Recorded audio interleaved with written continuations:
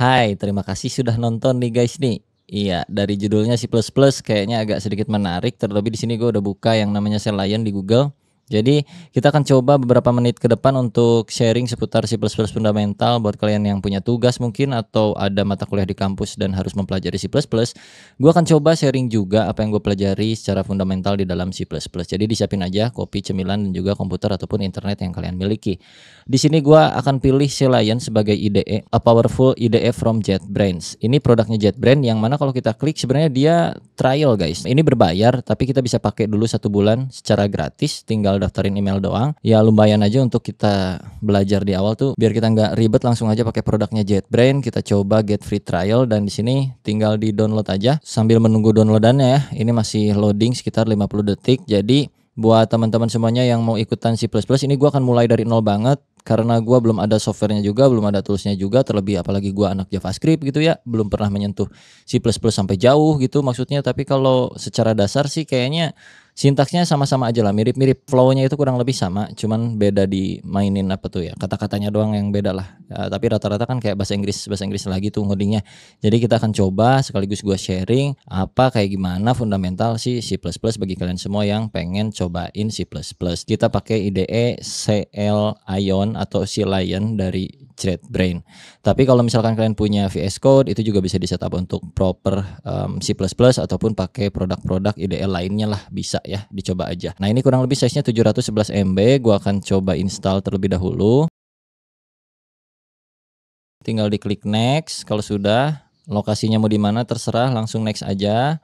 Terus untuk bagian opsi ini kita akan centang yang ini nih, biasanya gue centang yang add bin folder to the path biar enak nih, tapi dibutuhkan untuk merestart komputernya nanti katanya gitu loh. Terus update konteks menu gue akan klik juga ini, create association ini cpp.c mungkin ya, coba aja lah kayak gini ya. Buat apa bang? Nggak tahu lah. Kalau gue bisa cocok-cocokin aja mungkin ya, ini kayaknya bisa membantu kita ke depannya gitu ya. Next aja. Dan ini next lagi, kita install, kita tungguin. Sekarang udah selesai, jadi nanti bakal muncul kayak gini, mau reboot now atau manually reboot later. Karena tadi kita udah ngubah-ngubah settingannya, jadi gua akan coba pencet yang reboot now aja. Jadinya ini PC gua akan ke restart otomatis. Jadi nanti gua balik lagi kalau udah nyala lagi, oke? Oke, gua udah balik lagi. Jadi sekarang kita akan buka Celion-nya. Akan muncul ya di terminal apa ini teh namanya teh, di Windows kalian seperti ini. By the way gua di sini pakai Windows 11, jadi kurang lebih akan kayak gini tampilannya. Tapi kalau kalian pakai Windows 10 nanti mungkin sama aja lah, tinggal dicari aja ya softwarenya ada di mana. Dan di sini mungkin akan ada sedikit setup. Nah kayak beginian, ini tinggal di confirm, continue, terus ini don't send, dan akan muncul seperti ini. Kita akan pakai yang start trial. Harus login dulu ke JetBrains account, jadi kalian harus daftar dulu. Nah, di sini gua akan daftar kecuali kalian punya license-nya. Di sini gua bakal daftar aja dulu, register. Kita daftar di JetBrains. Sini kita pencet yang mana ya? Ini sepertinya. Nah, ini tinggal didaftar aja, bisa pakai Google, pakai GitHub. Gua akan pakai GitHub ya daftarnya. Kalian kalau mau pakai Google ya boleh, pilih aja. Gua akan pakai GitHub. Oke, kalau udah kurang lebih nanti kayak gini ya kalau udah daftar ya. Ini akun JetBrains-nya. Jadi kita bisa close lagi browsernya. Terus tinggal login into JetBrains account. Nah, masukin lagi tadi kalian daftar pakai apa? Pakai GitHub kalau gua. Jadi gua akan klik GitHub-nya. Otomatis muncul seperti ini, tinggal di allow access. Sukses. Kalau udah sukses, ini bisa kita close. Dan di sini kita udah bisa pakai JetBrains Selliant untuk kebutuhan C++ kita. Tinggal klik start trial aja. Dia akan langsung mengkonfigurasi sendiri. Dan kalau sudah, ya udah tinggal continue. Kalau udah muncul kayak gini, tinggal continue aja. Nah, sekarang baru kita bisa buat proyekan baru untuk kita belajar C++. Klik new project-nya. Terus di sini arahin mau kemana projectnya, untuk lokasi filenya berada, dan jangan lupa pilih language standarnya mau pakai C++ versi berapa. Misalnya kita akan pakai versi 20 saja. Terus kalian arahin aja ini direktorinya mau kemana, mau ke C atau mau ke D atau mau kemana, terserah kalian. Gua akan taruh di dalam X karena gua punya proyekan-proyekan di dalam X. Di sini ya project, terus coding, ada backend. Atau lu mau bikin yang baru juga boleh, sini new folder yang ini, new cpp kayak gini, seret, klik cpp-nya, oke. Maka direktorinya udah berubah, lokasi filenya. X project coding CPP. Ini bergantung kepada kalian aja settingnya, terserah ya. Terus kalau udah tinggal dipencet create.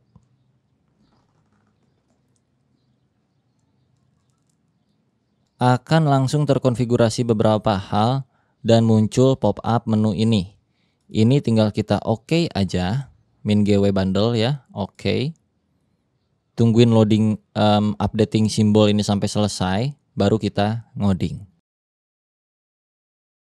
Ya, sekarang kita ada di dashboard utamanya si Lion IDE, yang mana di sini muncul main.cpp satu file ini dan juga si maclist.txt, isinya kayak gini. Kita akan close aja yang si maclist.txt-nya. Jadi kita akan mainin code-nya di dalam file main.cpp. Dan di sebelah kiri itu ada panel project, yang mana ini adalah untuk kalian nambahin file baru, C++ baru, atau apapun hal lainnya, misalnya aset atau apa-apalah kayak gitu, terserah kalian ya. Tapi gua nggak akan pakai panel project ini, jadi kita minimize saja. Nah, kalau di minimize kayak gitu, terus kalian pengen buka lagi kayak gimana? Ada di tombolnya di sini nih, project, klik aja. Atau pakai shortcut pencet Alt 1. Alt plus 1 akan muncul seperti ini. Kayak gitu ya, lumayan membantu lah untuk shortcutnya. Nah, sekarang kita akan fokus ke codingannya saja, yang mana di sini kalian bisa lihat ada beberapa struktur utama ketika kita bermain C++. Kalau kita nyalain programnya dengan cara memencet tombol hijau yang ada di sebelah kiri di baris nomor 3 ataupun yang ada di pojok kanan atas ini, dia akan menyalakan program yang bawaannya C++ atau bawaannya IDE si Lion. Program untuk mengeluarkan sebuah output, cout itu kan output ya, mengeluarkan sebuah output ke dalam terminal nanti di sini yang berupa teks yaitu hello world. Kenapa teks? Karena di sini ada string atau kutip 2. Oke, kita coba run dulu. Hello world-nya muncul ke sini. Nah, gua akan jelaskan step by step-nya kenapa ini bisa terjadi seperti ini.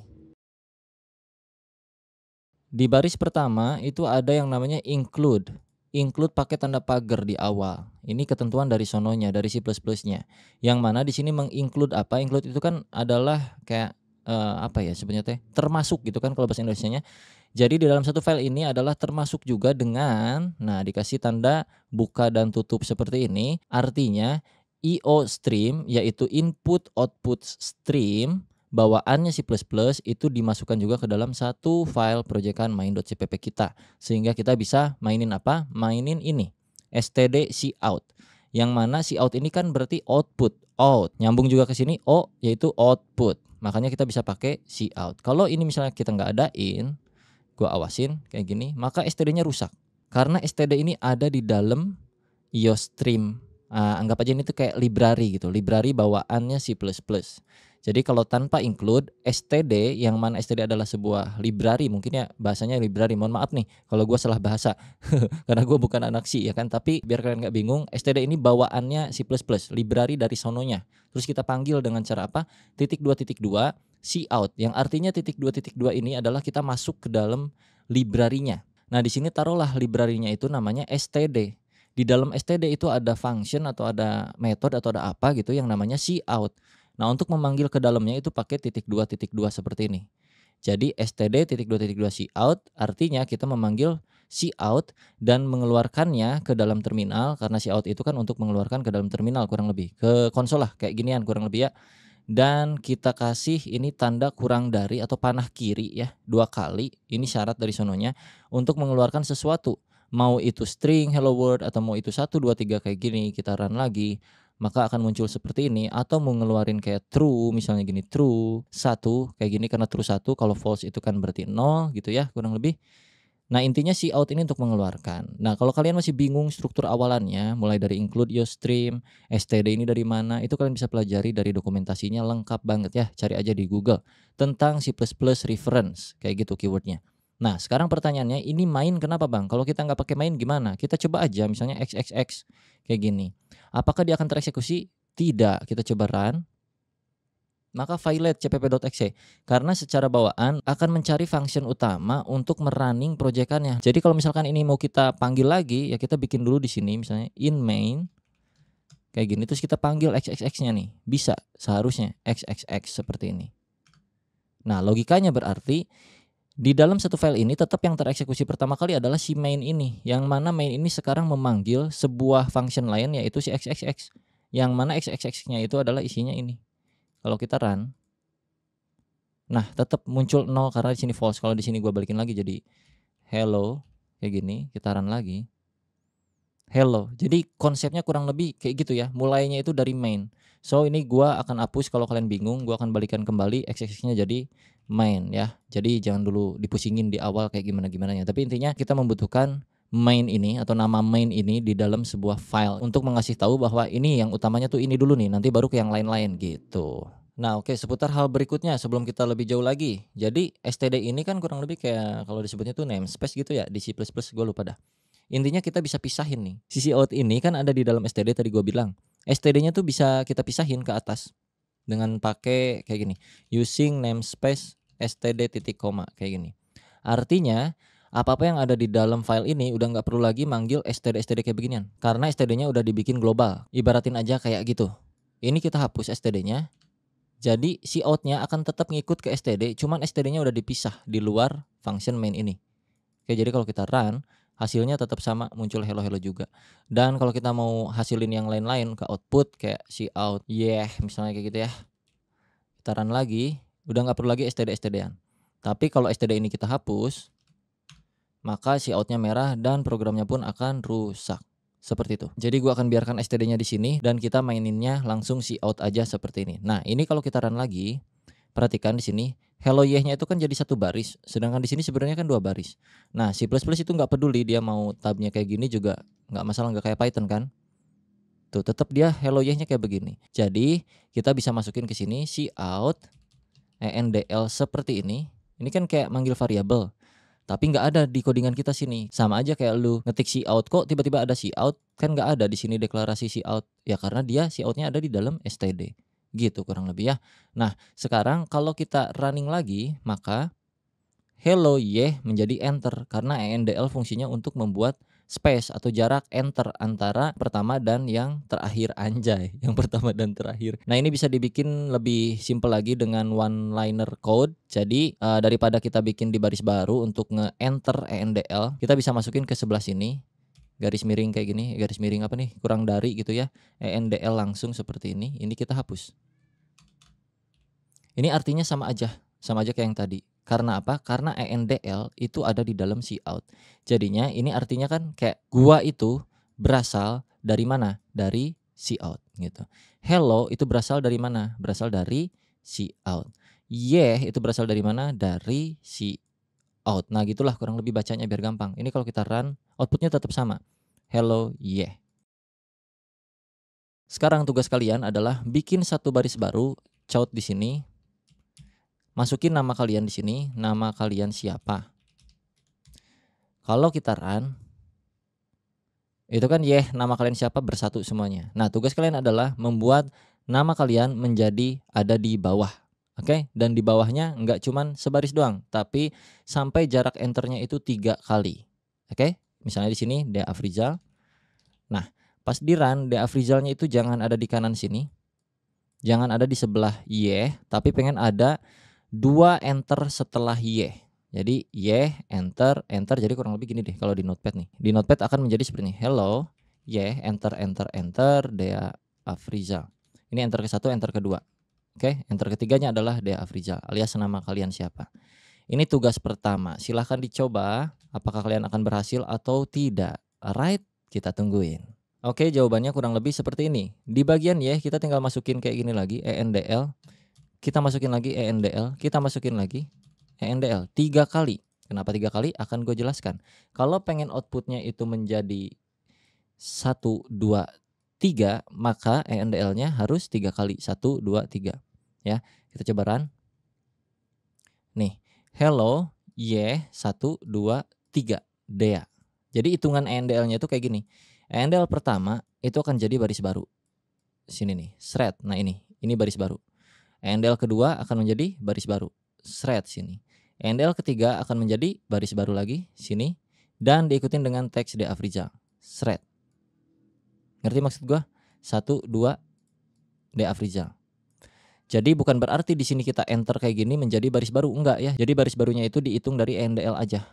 Berapapun banyaknya lu enter kayak gini itu enggak akan ngefek. Kita run, tetap 1, 2, 3 baru D. Afrizal. 1, 2, 3 baru D. Afrizal. Oke, mengerti sampai sini? Tugas pertama selesai, berhasil, aman? Kolom komentar kalau kalian berhasil, oke? Oke, sekarang supaya kita bisa masuk ke tugas kedua, kita belajar dulu seputar tipe data sedikit ya, sedikit aja. Ini gua hapus dulu. Kita sisakan hello ENDL aja mungkin kayak gini. Ini gua enter sedikit. Nah, di sini kita akan bikin satu variabel baru, ya variabel untuk menampung sebuah nilai, oke? Taruhlah di sini kalian punya integer. Integer itu berarti angka dengan variabelnya apa namanya? Misalnya usia. Sama dengan usia kalian berapa? Taruhlah 23 kayak gini. In usia 23 artinya kita punya variabel usia ya dengan nilai 23. Yang mana kalau secara manusia ini dibaca adalah nilai 23 ditampung ke dalam sebuah keranjang yang mana keranjang sementaranya itu adalah bernama usia. Oke. Dan sifatnya atau tipenya untuk usia itu adalah integer karena angka.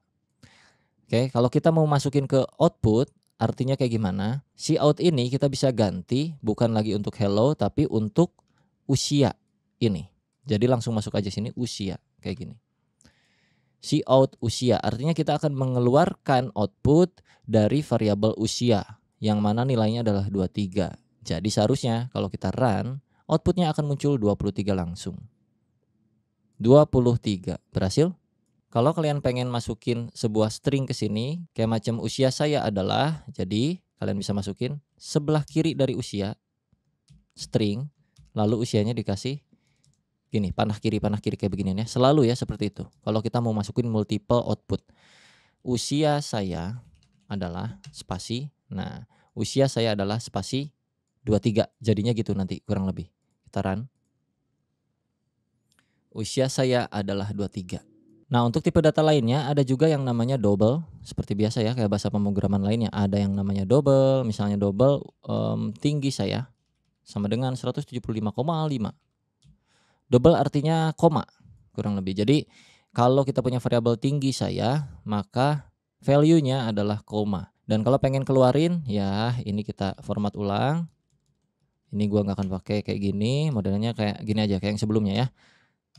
Terus kita keluarin cout tinggi saya adalah sama dengan, bukan sama dengan, ya spasi tinggi saya. Begini. Kalau kita run, maka usia saya adalah 23, tinggi saya adalah 175,5. Nah, kalau pengen ini di enter berarti gimana? Kalian udah tahu ya. Di sini ENDL run. Oke. Nah, gua pengen tambahin misalnya tambahin dan gitu. Usia saya adalah 23 dan tinggi saya adalah sekian. Itu artinya di sini nggak perlu pakai NDL. Kalian bisa masukin dan spasi gini, kalian run. Usia saya adalah 23 dan tinggi saya. Nah, si dan ini kasih spasi lagi karena di sini nggak spasi kan. Tuh, setelah 23 dia nggak spasi. Jadi kalau pengen spasi kita kasih spasi, disesuaikan aja. Oke, usia saya adalah 23 dan tinggi saya adalah 175. Nah, ini karena satu baris ini kita bisa buang. Kita bisa masukin mulai dari sininya doang sampai ke sini. Jadi usia saya tinggi saya adalah tinggi underscore saya titik koma. Ini kita awasin si outnya. Jadi satu baris sama kayak outputnya. Kita run. Usia saya adalah 23 dan tinggi saya adalah 175,5. Sesuai kayak gini. Udah berhasil teman-teman? Nah, sekarang kita coba masuk ke konstanta. Yang mana saat ini kedua variabel yang kita declare ini sifatnya bisa diubah-ubah. Contoh nilai awalnya itu 23 dan muncul output pun 23. Seandainya di sini kita tambahkan atau kita buat usia itu menjadi nilainya 30, maka usia saya adalah bukan lagi 23 karena sudah berubah. Variabel usia itu ditimpah nilainya jadi 30 kalau kita run. Usia saya adalah 30 dan tinggi saya adalah 175,5. Karena di sini ada bypass, ibaratnya bypass ke variabel usia yang tadinya 23 kita timpah jadi 30. Nah, kalau misalkan pengen usia ini nggak bisa diubah-ubah, kita harus buat dia menjadi konstanta dengan cara apa? Tambahin di sini const kayak gini, kayak di JavaScript. Yang artinya nilai usia itu udah nggak bisa diubah lagi. Jadi kalaupun kita masukin usia sama dengan 30 di sini di bawah, maka ini nggak akan berubah, tetap 23. Kita run, maka akan rusak di sini. Dia bilang bahwa mana ya? Assignment of read only variable usia. Nah, ini udah read only doang, nggak bisa di write. Sedangkan yang double itu masih bisa diganti-ganti. Jadi kalau ini misalkan kita ganti si tinggi saya yang double, tinggi underscore saya sama dengan jadi 200,5 misalnya, ya. Ini akan lancar. Tuh, usia saya adalah 23 ini. Dan tinggi saya adalah 200,5. Nah, kalau pengen si tinggi saya nggak mau diubah, tambahin apa tadi? Cons di sini. Jadi dia akan merah, nggak bisa diubah-ubah lagi. Dan ini kita hapus. Artinya kedua variabel ini udah nggak ada yang bisa ngubah sama sekali. Kita run, aman. Oke, ini untuk variabel yang bertipe konstanta alias tidak bisa diubah nilainya. Contohnya untuk apa, Bang? Misalnya untuk kebutuhan kayak ketentuan-ketentuan matematika. Misalnya pi, kalian kan tahu ya variabel pi. Double pi sama dengan 3,14. Kan kalau di matematika pi itu 3,14 yang nggak mungkin berubah ya. Itu kan berarti konstanta karena dia nggak mungkin berubah. Jadi untuk yang pi itu kita kasih cons double kayak gini. Nah, sedangkan usia itu kan mungkin ya kalian bisa ubah-ubah sih, bisa kutik-kutik. Tapi kalau untuk rumus kayak pi atau rumus apa itu kan biasanya konstan ya, nggak akan berubah rumusnya gitu loh. Jadi dikasihin variabel cons kayak gini, bukan variabel, sintaks cons seperti ini. Oke, kurang lebih kayak gitu untuk penggunaan konstanta. Tapi kita nggak akan pakai, jadi kita hapus aja. Kita akan coba bermain matematika sedikit yang basic-basic aja. Misalkan di sini kita punya nilai x sama dengan 5 dan nilai y sama dengan 15. Nah, bagaimana caranya kita bisa menjumlahkan X plus Y ini dan mengeluarkan hasil akhirnya ke dalam sebuah terminal. Jadi, kita tampung dulu ke sebuah variabel, betul? Jadi kita bikin lagi satu variabel yang namanya Z, yang mana isinya adalah rumus untuk menambahkan X dan juga Y. Nah, untuk memasukkan rumusnya yaitu tinggal X plus Y, kayak gini. Dan untuk mengeluarkan outputnya, kalau kita pengen tahu hasil Z-nya berarti tinggal Cout kurang dari kayak gini, bukan kurang dari sih, panah kiri, hasil akhir Z adalah sama dengan panah kiri Z, kayak gini. Kalau kita run, hasil akhir Z adalah 20, seperti itu. Nah, sekarang tugas berikutnya yang sederhana-sederhana aja dulu ya tugasnya ya, adalah bagaimana caranya mengeluarkan output. Outputnya kurang lebih menjadi seperti ini. Ini tugas ketiga nih. Kalian bikin outputnya menjadi seperti ini. Bukan lagi hasil akhir Z adalah bla bla bla, tapi outputnya menjadi penjumlahan antara 5 dengan nilai 15 adalah 20. Dan ingat, nilai 5 ini jangan diketikin manual, tapi kalian udah punya variabel di situ. Jadi kalian mesti mainin itu ya. Jadi suatu saat ketika variabelnya berganti, ini misalnya 7, ini menjadi 17, otomatis nanti pas di-run lagi programnya ini akan tetap ngikut ke variabelnya. 7, ini jadi 17, kayak gini. Oke, dan hasilnya pun akan otomatis ngikut juga karena kalian udah punya rumus. Silahkan dikerjakan. Buat kalian yang udah selesai silahkan di kolom komentar apakah yakin atau tidak. Kita akan coba langsung di sini hasilnya seperti apa. Penjumlahan antara nilai X dengan nilai Y adalah Z kan gitu ya. Jadi sederhananya adalah kita bisa kasih kayak gini. Cara yang awal nih, string dulu, penjumlahan antara nilai spasi X spasi dengan nilai spasi Y spasi adalah Z, kayak gini ya. Penjumlahan antara nilai X dengan nilai Y adalah Z nih, biar muncul outputnya sesuai seperti apa yang kita harapkan.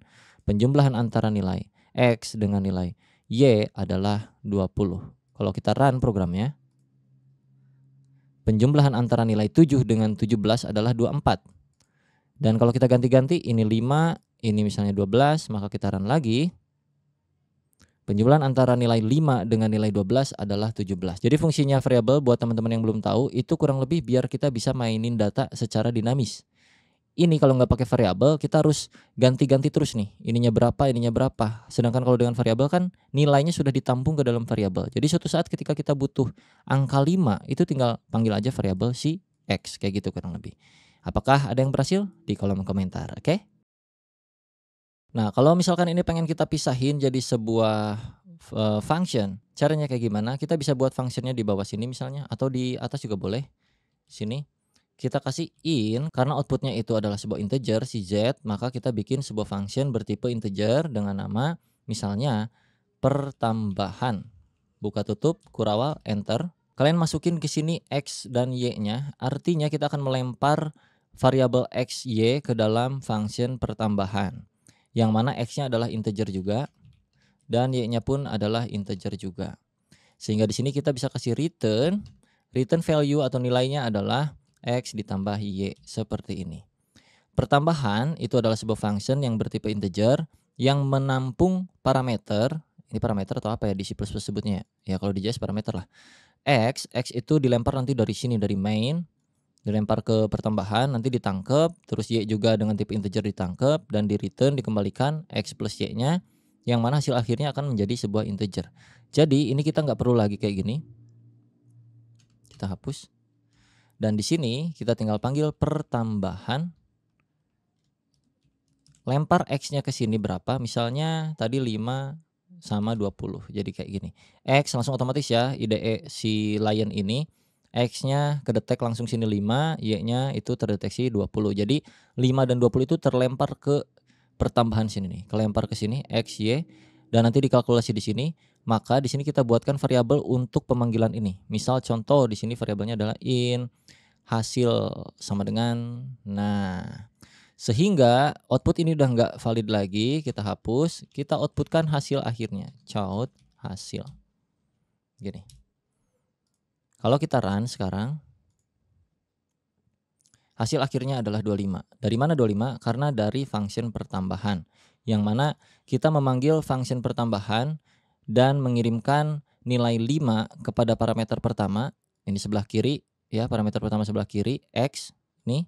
Dan parameter kedua sebelah kanan Y-nya adalah 20. Jadi sini kedeteksi 5 dan sini kedeteksi 20. Terus dijumlahin 5 plus 20 sama dengan 25. Di return nilai 25-nya ke dalam sini. Jadi ini tuh hasilnya 25. Sehingga ketika kita see out hasilnya, ini hasil nilainya udah 25. Kayak gini. Nah, kenapa kayak gini? Biar enak. Kalau misalkan kalian pengen yang lain-lain lagi, misalnya pengen penambahan yang lainnya. Ini contoh misalkan tambah 1. Terus kalian bikin lagi in tambah 2 sama dengan pertambahan sini 10,10. Dan si outnya tinggal kirim aja tambah 1 kayak gini. Terus si out tambah 2 kayak gini. Ini ENDL kayak gitu-gitulah ya, biar bisa reusable kurang lebih. Run. Maka ini 25, ini 20 akan otomatis masuk ke sini. Nah, ini penggunaan function kurang lebih seperti inilah ya, yang paling sederhananya aja. Nah, sekarang mungkin ada yang bingung, kenapa di sininya in, Bang? Kan tadi udah dijelasin ya, untuk melempar tipe data integer keluar supaya hasil akhirnya di sini tuh akan tetap menjadi integer. Kalau misalkan di sininya pengen yang lain-lain gimana? Oke, kita buat dia menjadi tanpa return. Dengan cara seperti apa? Misalkan gue pengen bikin sebuah function, kita kasih void, artinya kita nggak perlu return statement kayak gini. Void yang namanya logging, misalnya gini, logging atau apa ya, log aja deh, boleh log kayak gini ya. Terus tinggal kita see out, ini log kayak gitu. Kalau kita panggil function void log ini, di mana panggilnya misalnya di sini atau di sini di awal boleh juga, log kayak gini titik koma, maka see out ini log akan muncul ke sini. Nah, ini log tuh. Kalau kita tambahin ENDL di sini, taran, ini log. Nah, gitu kurang lebih. Kalau pengen selain integer, misalnya kita nggak mau return sesuatu, cuman pengen pakai see out doang. Fungsinya apa? Gua akan kasih contoh lagi. Kalau kalian bingung, ini see outnya 2 biji gua hapus. Kita nggak akan pakai see out di function main ini. Di dalam void log, gue akan bikin cout untuk apa-apa kebutuhan gue di dalam main. Jadi misalkan di sini gue akan tangkap variabelnya. Variabel apa? Misalnya variabel result, misalnya hasil kayak gitu. Dan gue akan cout hasilnya ke sini. Hasilnya adalah result. Ini tipenya adalah integer. Kayak gini. Jadi ini nggak bisa lagi kayak gini ya untuk pemanggilan lognya, karena lognya udah menangkap satu parameter result. Jadi kita harus masukin result ke sini. Nah, gua pengen munculin result dari si tambah 1 dan tambah 2. Tambah 1 ini kan udah bagian dari hasil akhir pertambahan ini ya. Terus tambah 2 juga bagian hasil akhir dari pertambahan yang ini. Jadinya untuk memunculkan ke output, kalau tadi sebelumnya kita kayak gini, count tambah 1, ini kan, yang mana hasilnya 25 kan, sebaran 25 doang. Tapi kalau kita ganti si outnya jadi log, yang mana yang mau di-log? Yang mau di-log misalnya yang tambah 1, titik koma. Jadi tanpa perlu kita masukin lagi teks hasilnya adalah, dia akan otomatis run dulu biar kalian gak bingung, hasilnya adalah 25. Jadi ini jadi kayak template gitu loh. Template untuk memunculkan sebuah hasil, log kayak gini. Log tambah 1. Kalau pengen yang kedua, yang ini tambah 2. Kalau kita pakai cout kan jadinya tambah 2. Nggak ada nih hasil akhirnya kayak gitu. Nih nggak ada tuh, malah jadi 25, 20 kayak gini. Betul? Nah, biar nge-enter bisa sepaket juga di sini langsung endl kayak gini. Tanpa kita merusak apa-apa yang ada di dalam main. Tuh, hasil akhir adalah 25, enter 20. Jadi kalau misalkan kita nggak pakai cout di bagian tambah 2 ini, log aja tambah 2-nya. Otomatis kita run. Hasilnya adalah 25, hasilnya adalah 20. Jadi kalau kita punya banyak kayak beginian, kita bisa bikin custom template sendiri untuk mainan logging ke outputnya sini. Itu sebagai salah satu contoh aja. Biar kalian nggak bingung penggunaan void itu bisa dipakai apa aja. Nah kurang lebih kayak gini. Ini jadi sebuah template untuk kita memunculkan output ke dalam terminal yang ada di IDE kita. Nah sekarang tugas kalian adalah buat 4 buah function untuk 1 pertambahan. Yang mana pertambahan ini sudah ya, kita udah lakukan di sini. Dan yang kedua untuk pengurangan, kalian bikin sendiri. Yang ketiga untuk perkalian. Yang keempat untuk pembagian. Silahkan dibuat, dan untuk hasilnya, outputnya jangan lupa pakai yang log ini. Oke? Output harus pakai log. Gua tunggu teman-teman. Gimana? Sudah selesai? Boleh di kolom komentar. Sulit atau enggak untuk tugas keempat? Tenang, masih banyak tugas-tugas lainnya, tunggu saja. Caranya sederhana karena kita udah tahu urutan-urutannya, jadi kita bisa copy paste aja. Ini copy paste, ganti jadi pengurangan. Dan actionnya tetap, tinggal ganti ini menjadi kurang. Terus kita copy lagi ke bawah. Pembagian. Ya emang ya pembagiannya. Apa sih tadi gue bilang? Pembagian, ya udah deh biarin. X dibagi Y, dan juga kita paste lagi perkalian. X dikali Y seperti ini. Kita punya pertambahan, pengurangan, pembagian, perkalian. Fungsinya udah ada, lognya udah ada juga. Jadi kita tinggal mainin ininya aja. Ini gue hapus. Yang pertama untuk pertambahan. Yang kedua untuk pengurangan atau kurang 1. Ini. Atau nggak usah pakai 1 ya biar nggak bingung ya, karena kita cuman single doang kok. Cuman 1 biji aja per masing-masing contoh. Jadi kita nggak usah pakai angka 1, angka 2 kayak gitu. Kurang sama dengan pengurangan, misalnya 10 dikurangin 5. Oke. Terus kali sama dengan perkalian. Perkalian misalnya 2 dikali 4. Terus bagi sama dengan pembagian. Yaitu misalnya berapa ya? 20 dibagi 5. Kayak gini. Dan kalau kita pengen keluarin berarti log, nah tambah sini shred. Terus kita bisa masukin yang lainnya, log kurang, log kali, log bagi. Kita run. Oke, hasilnya adalah 25 untuk yang ini sudah sesuai. Untuk yang kurang itu hasilnya adalah 5, 10 dikurangin 5, 5. Untuk yang ketiga adalah kali, yaitu 2 kali 4 adalah 8. Dan yang terakhir pembagian 20 dibagi 5 adalah 4. Nah sekarang gua akan ajarin validasi terlebih dahulu sebelum nanti akan ada tugas-tugas menarik ya buat kalian semuanya ya. Terlebih tentang validasi gitu dan juga perhitungan-perhitungan sesuatu lah. Jadi misalkan sini kalian punya variabel X bernilai 1. Dan kalau kita pengen validasi, contoh misalnya jika nilai kalian itu X itu nilai misalnya ya, atau rapot lah di sini rapot. Rapot misalnya 100 nih awalnya. Kita akan validasi pakai if. If itu artinya jika rapot ya lebih dari misalnya lebih dari 50, maka cout Anda lumayan pintar. Seperti ini. Jika tidak, else, ya else itu adalah jika tidak, blok ini akan dijalankan. Cout Anda tidak pintar. Nah ini berarti kalau dibaca, rapot itu kan 100 nilainya ya. Jika 100 lebih dari 50, nah gua tanya apakah 100 lebih dari 50? Betul kan? Maka akan langsung otomatis yang ini yang akan dieksekusi ke layar, kita run. Anda lumayan pintar ya. Tapi kalau misalkan rapotnya nggak 100 alias di bawah 50 atau bahkan 50, kita coba di bawah 50 dulu deh, 49, kita run. Maka yang ini yang akan dieksekusi. Anda tidak pintar karena kriterianya nggak sesuai dengan if pertama. Jadi ini adalah perkondisian yang pertama. Jika 49 lebih dari 50, maka ini yang akan keluar di layar. Tapi jika tidak, ya kan, 49 itu kan nggak lebih gede daripada 50. Makanya masuk ke bagian else atau pengecualian. Jadi yang keluar adalah Anda tidak pintar. Nah, bahkan kalau kita masukin 50 ke sini, itu akan masuk sebagai Anda tidak pintar. Kita run lagi. Anda tidak pintar. Kenapa? Karena di sini kita deklarasiinnya untuk kondisinya adalah lebih dari. Lebih dari 50 adalah 51. 50 itu tidak lebih dari 50. Bener kan? Nah, kalau pengen 50 masuk ke dalam perkondisian, maka kalian masukin di sini sama dengan konsep berbagai bahasa pemrograman mirip-mirip kayak gini untuk else, if else kayak gini-ginian. Kita coba run lagi. Sekarang Anda lumayan pintar. Dan di sini pun kelihatan juga kok di IDE-nya ya, bahwa yang ini yang akan dieksekusi.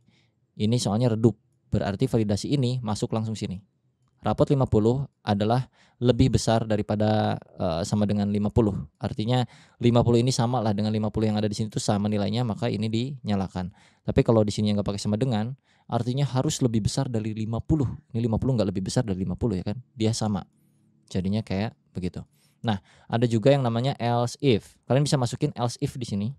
Else if, tapi kalau else if itu harus pakai buka tutup lagi. Sini. Nah, kayak gini. Misalnya rapot lebih dari 70, Anda lumayan pintar. Kalau rapot lebih dari 90, Anda pintar.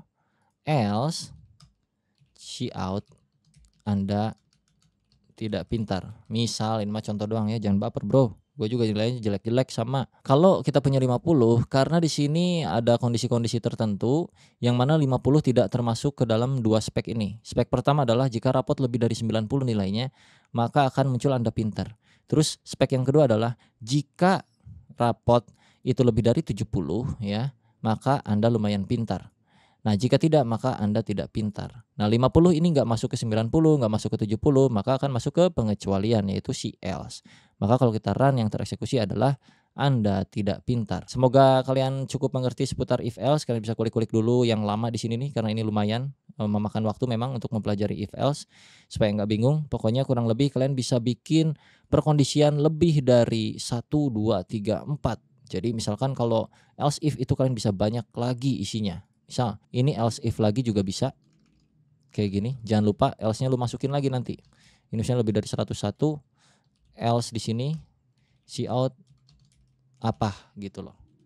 Nah, jadi else if-nya yang dikasih banyak ya. Karena ini adalah kondisi di mana kondisi pertama tidak jalan, masuk ke kondisi kedua, masuk lagi kondisi 3, kondisi 4, 5 dan seterusnya.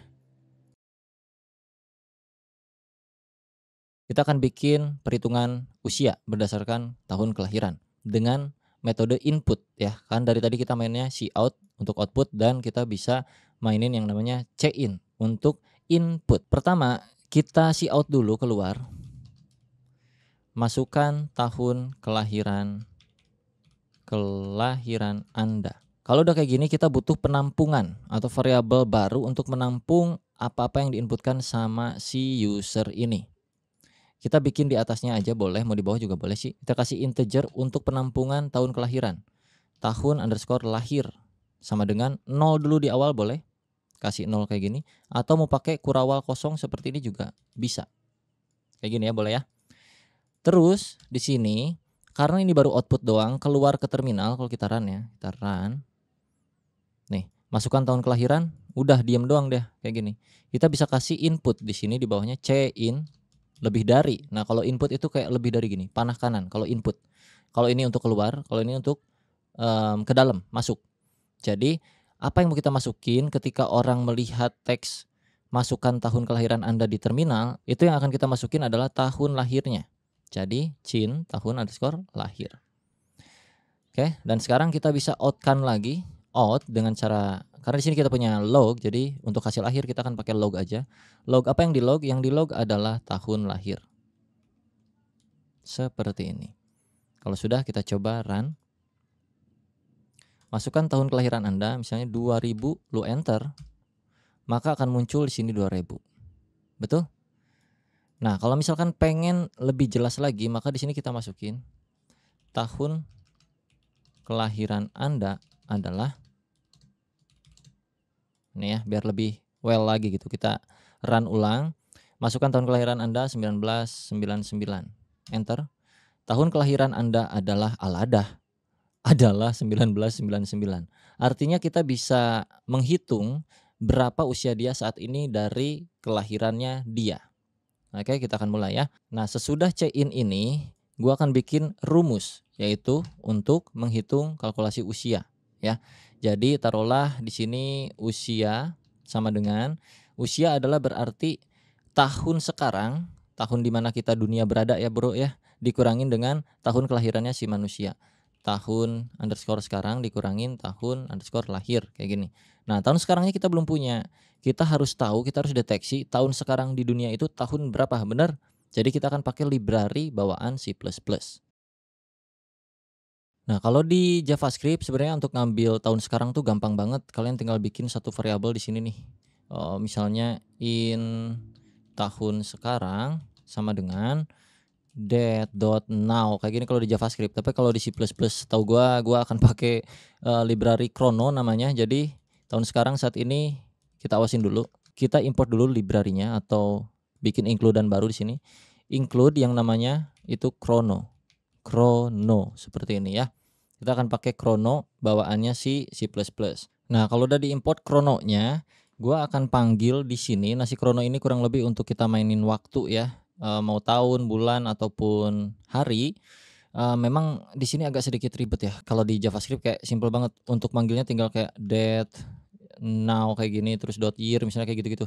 Nah, di sini rada panjang sedikit yang gua tahu ya, tapi kalau kalian tahu cara yang lebih singkat lagi tolong dikabarin aja di kolom komentar. Tapi kalau sepengetahuan gua, kita bisa bikin satu variabel baru. Gua akan declare pakai auto aja karena gue juga nggak tahu ini tipe datanya apaan gitu. Mungkin integer nanti ke depannya, tapi nanti kita akan coba format ulang. Jadi gua kasih auto dulu aja di awal untuk tahun underscore sekarang.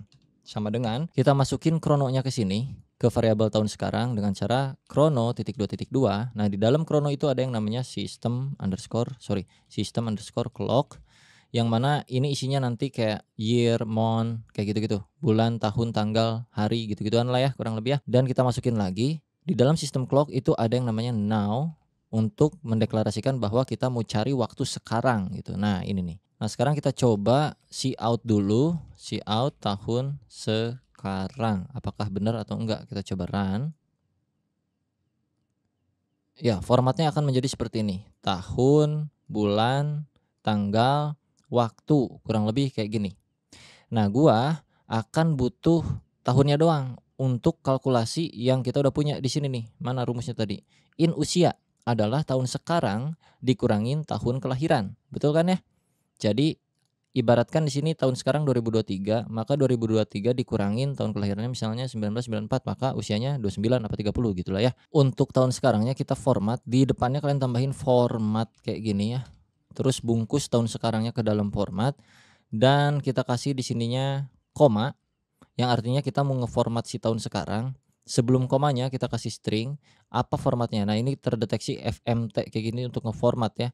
Formatnya itu kita pakai kurawal. Gua pengen titik 2, gua butuh year-nya doang. Ini nih 2023.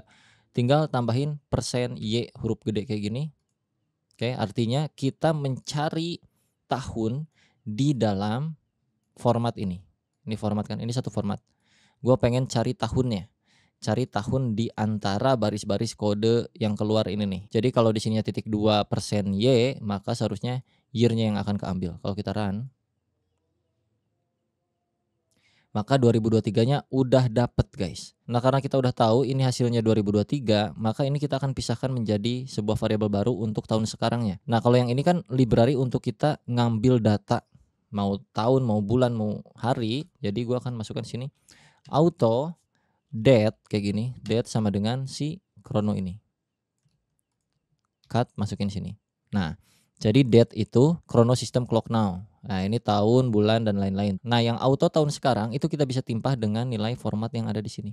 Nah, ngarahnya adalah bukan lagi ke tahun sekarang karena ini kan variabelnya tahun sekarang. Ngarahnya adalah ke date. Date-nya yang mana? Date-nya adalah yang ini. Untuk si out-nya berarti sekarang tinggal tahun sekarang aja. Si out tahun underscore sekarang. Kayak gini. Oh, ini kurang titik koma, sorry. Nah, sekarang kita run lagi, apakah tetap 2023 atau enggak? Tetap ya, cuman sekarang prosesnya diubah menjadi kayak gini. Biar lebih dibaca aja gitu loh. Nah, yang ini tuh formatnya string ya guys ya. Jadi ini mau auto mau langsung string juga boleh. String kayak gini boleh. Nah, ini kan udah puguh string 2023. Nah, nanti akan jadi kendala karena di perhitungan kita di sini tahun sekarang adalah dikurangin tahun lahir, artinya string dikurangin integer itu kan akan rusak. Jadi kita harus konversi string ini menjadi sebuah integer. Nah, itulah memang rada ribet. Nah, sekarang kita harus konversi tipe string ini menjadi sebuah integer. Mungkin caranya bisa pakai in now, misalnya ini gua deklarasiin variabel baru lagi, tahun sekarang jadi now dengan format baru yaitu pakai stoy ya, mungkin stoy di sini. Aduh, gua apa lagi ya stoy itu ya, tapi intinya ini bisa ngekonversi dari string ke integer seharusnya. Tahun underscore sekarang. Artinya tahun sekarang ini yang tadinya str kita ubah jadi integer ya, jadi now. Jadi ini nggak perlu lagi tahun sekarang tapi si outnya itu now. Kita coba run. Nah, 2023 berhasil. Kalau misalkan now dikurangin tahun underscore lahir atau dikurangin 10 deh, harusnya kan jadi 2013 ya. Kalau 2023 harusnya bisa nih. Nah, jadi 2013 udah berhasil ya. Karena kalau kita nggak pakai konversi seperti ini gua awasin dulu. Tahun sekarang dikurangin, ini tanpa konversi ya. Dikurangin 10 tuh nggak bisa karena dia kan string tuh. Jadi makanya kita harus konversi dulu jadi sebuah integer yang tadinya string jadi kita ubah jadi integer. Makanya kita bisa pakai variabel tahun sekarang yang udah berganti menjadi integer yang tadinya adalah sebuah string. Atau biar kalian nggak bingung, di sini kalian bisa kasih year. Terus untuk variabel yang ini kalian ganti jadi tahun underscore sekarang. Stoy-nya ke year kayak gitu. Year. Nah, terus untuk si out-nya ya si out tahun sekarang kayak gini aja udah. Kita run lagi. 2023. Kalau kita kurangin dengan 1994 maka 29 harusnya. 29, betul ya. Nah, ini kita awasin karena kita udah punya perhitungannya. Jadi in tahun sekarang ini bisa kita gunakan langsung. Ini biar rapi, gua pindahin ke sini. Ini kita ya rapi-rapiin dulu dikit lah ya. Kayak begini ya.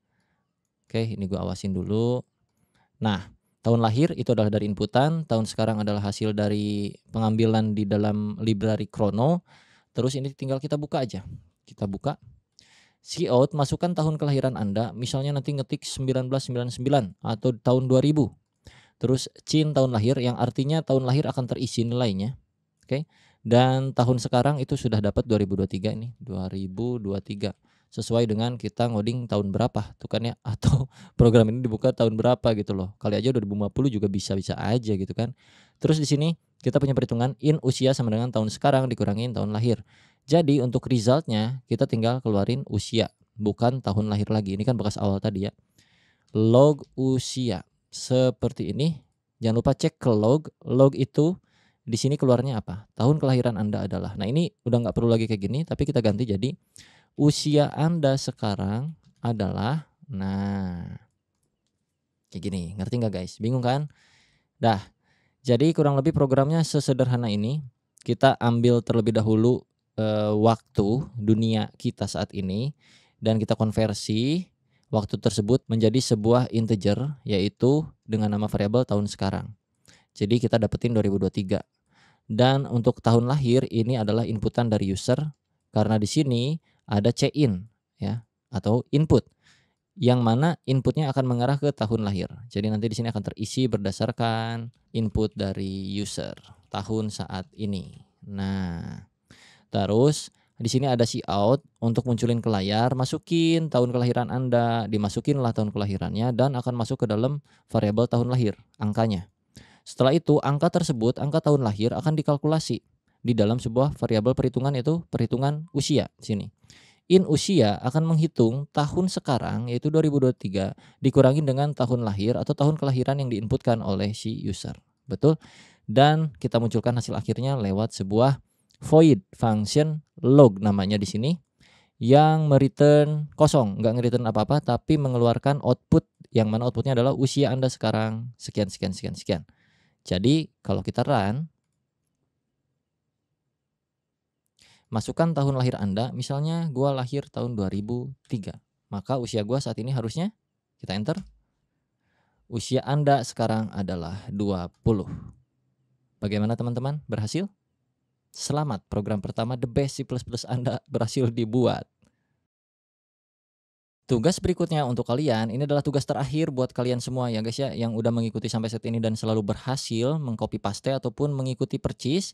Gua punya tugas lagi di sini, yang mana gua pengen adalah outputnya bukan lagi seperti ini, tapi ada sebuah validasi. Yang mana kan sekarang outputnya usia Anda sekarang adalah misalnya 23. Nah, gua pengen ada validasi jika usia di atas 50, maka Anda adalah tua. Jika usia di atas 30, maka Anda adalah dewasa. Jika usia di bawah 30, maka Anda adalah anak-anak. Di sini gua cuma membagi 3 validasi aja, 3 kategori, yaitu kategori tua, kategori dewasa, dan kategori anak-anak. Dengan validasi yang seperti ini.